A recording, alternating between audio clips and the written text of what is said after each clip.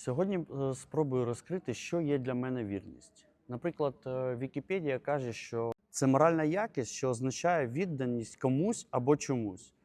Я з цим згоден. Наприклад, бути вірним своїй дружині, бути вірним своїй справі, бути вірним дружбі. Це все дуже гарні якості, які переплітаються з Божим Словом і з Божими принципами. Колись я почув від одного бізнесмена, що вірний в малому чужому отримає велике своє. І згодом, будучи християнином, я побачив ці слова в Біблії. І зараз я їх прочитаю. Сказав йому його пан: «Гаразд, рабе добрий і вірний, у малому був ти вірний, над великим тебе поставлю. Увійди в радість свого пана».